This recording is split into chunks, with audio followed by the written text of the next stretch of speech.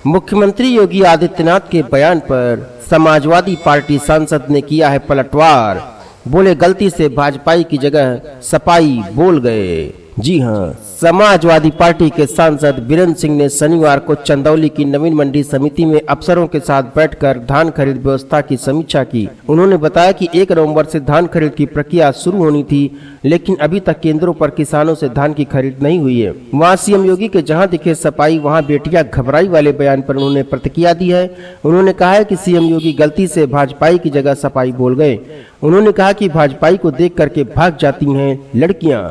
उनका कहना था कि भाजपा के नेताओं के कारण समाज में डर का माहौल बना हुआ है। सांसद बीरेंद्र सिंह ने आरोप लगाया कि मनरेगा के तहत चंदौली में बड़े पैमाने पर विकास कार्यों में घोटाला हुआ है। उन्होंने इस संबंध में केंद्रीय गृह मंत्री को पत्र लिखा है।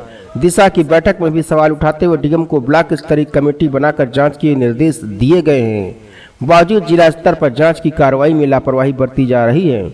उन्होंने पत्र लिखकर रिमाइंडर दिया कि उन्होंने कहा कि जवाब नहीं मिलने पर इस मुद्दे को वह सदन में उठाएंगे। उन्होंने कहा कि जिला प्रशासन की ओर से प्रति हेक्टेयर में 56 कुंतल धान की खरीद के मानक पर भी किसानों में भ्रम की स्थिति है, क्योंकि इस संबंध में अभी तक कोई स्पष्ट दिशा निर्देश नहीं मिला है। रबी सीजन में गेहूं की बुआई की तैयारी करते हुए डीएपी खाद की कमी पर उन्होंने अफसरों को चेतावनी दी और कहा गेहूं बुआई से पहले सभी सरकारी गोदामों में इफको डीएपी खाद उपलब्ध करा दी जाए। उन्होंने कहा कि जिले में खाद की तस्करी कर बिहार में आपूर्ति होने की शिकायतें मिल रही हैं। उन्होंने अधिकारियों को निर्देश दिया कि अगर किसी और ब्रांड की खाद सरकारी गोदामों में भेजी गई तो इसकी जांच होगी। साथ ही साथ जिले में निर्मित रैक पॉइंट पर खाद की उपलब्धता को लेकर के उन्होंने रेल मंत्री से चर्चा करके इसका समुचित हल निकालने की बात भी कही है।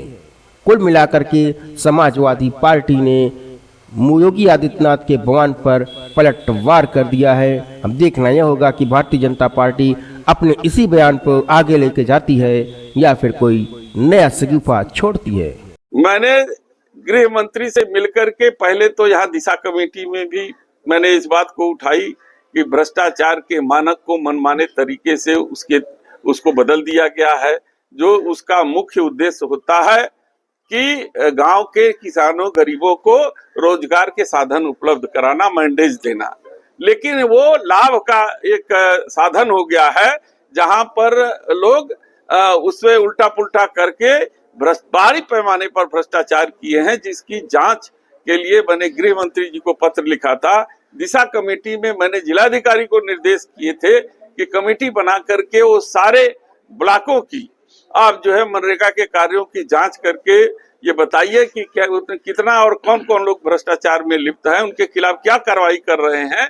उसी में एक और लेटर अभी उनको याद दिलाने के लिए अनुस्मारक पत्र आज भी मैंने एसडीएम को दिया है कि आप उनको दीजिए और दिशा में क्या कार्रवाई हुई, किस कार्रवाई से मुझे अवगत कराइए, नहीं तो सदन के अंदर फिर फैला होगा। हम बता दिए हैं कि हम सत्ता वाले नेता नहीं हैं, हम लोग फैला वाले नेता हैं। सदन में हम 1 मिनट चलने नहीं देंगे और चंदौली को ललकार करके इसका नाम रोशन करेंगे।